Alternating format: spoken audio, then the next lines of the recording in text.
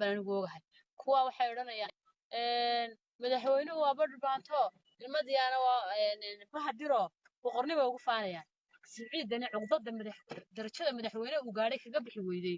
ee uu aaminsan yahay waxaan ahay badhbaanteen oo ilmadiyaana iga laandheeraysan dee wax ka saari karaya ma jiro cuqdada kursi madaxweyne masa madaxweyne ka sareeya oo aadanuhu gaadhaa ma jiro ninka madaxweyne gaadhay ee cuqdada ka bixi weyday ee ilmadayada iyo reer wadeerka u yahay ay cusmaan maxamuud isku yihiin kaga samra yani waa bahdiro habeen bay iga laandheeraysan yihiin horta cid ka saari kartaa ma jirto waxaan u leeyahay kursi Soomaaliya loo socdiyo Siciidan Xamar aadayana ma jirtee aaraja subaxii ay kula talisay 8 xildhibaan erina rajadiisa god dheer bay ku riday subaxii ay kula talisay bahdi reerka la yiraahdo raaskooda iyo macsan diyaana tirtirna way sii qowraceen horta dariyo waa ku dhamaatay labadaada sanaynta iska dhamaysato ducan kugu darayna xaqa ka bax waxaan sheegayaa kuwa maangaabka ee caqliga yar ee aan caqligoodu barxad iyo dhaafsiisnayn madaxtooyada ee 5 sano ugu dambeeyay indhaha ku furay faroole iyo maxaa sheegay Cabdiwali Cali Gaasi Siciidani aniga igu maxaa ka galay anigu waxaan ahay naag qabiiliyada naag daaroodaan ahay naag artiyaan ahay naag dhubaantaabaan ahay waxaan ahay fiyoys ku jirta aniga qof cay waxay igu yeeli karayaa ma jirto 10 sano la soo caayay haddii aniga cay wax yeelayso naag xun oo doqon oo duufka dacalka marsanaysa oo intuu adeerkeed la hadlo dhoona heblaaya soo cay horta aniga waxna ima yeeli karto hadalkeedana kuma aamusayo waan idin sheegayaa Puntland waan leeyahay dhalashan ku ahay dhaxlin ku leeyahay indihiina qaba waayay Siciidan iyo madaxweynaha shirka hilibka jib soo fariistay inuu dhaho Soomaaliland xidid baanu nahay ee qabanaya anigoo waxaan ku u dhalay oo ay dhaleen oo abtii awooba ku leh markaan ka hadla qabanaya oo shalay baad sax ka hadlisay ee madaxweynaha qaba waayay ee sax ku xididinaya wiilkayga shalay ka soo guursaday horta waa maangaabnimadii iyo caqligiina yaraan garow dhaafsisnay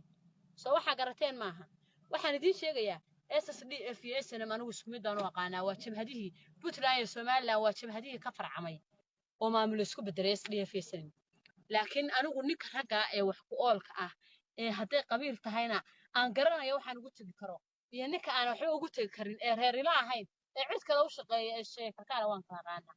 ilmo Cusmaan Cabdullaahi waa niman hartiya waa niman daarooda waa niman qabiiliyiina marka taa laga yimaado waa inama yar yar oo hiigsi iyo himilada leh oo dalkan wuxuu soo qabtay oo da'doodii kala weyn tahay maskaxdooda oday xun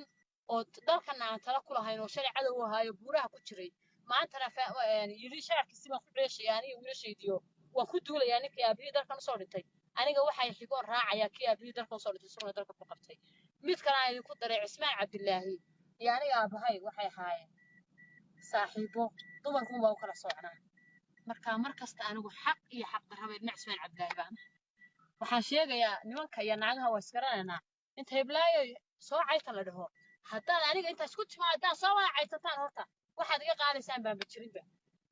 Puntland waa idin la leeyahay wado walba ku saxmayso oo ku toosmayso oo aan ku sixi karayo oo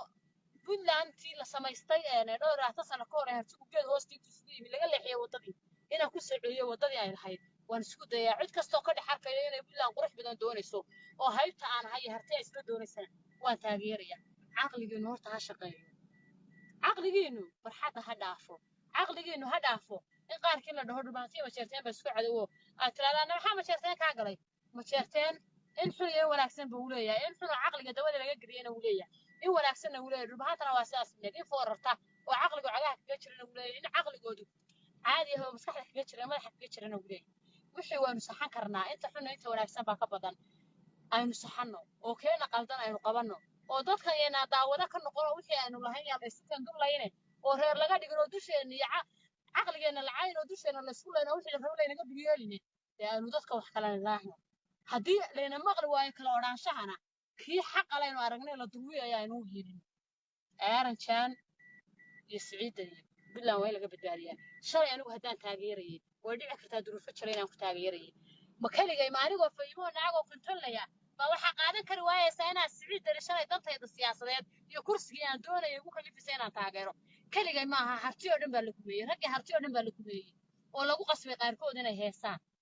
dawladda tan barakaysan iyo Siciidan dariin tobanayso loo qaado aniga waaba ka soo noqday haddii aan shalay taageeray oo kursiga ku qasbanaa raggayga baa iga dhigay haddii aan maanta dhibaato waxba u doonan karay haddaan maanta kursiga aan rabaa aan dhibaato iga dhaxoolin haddii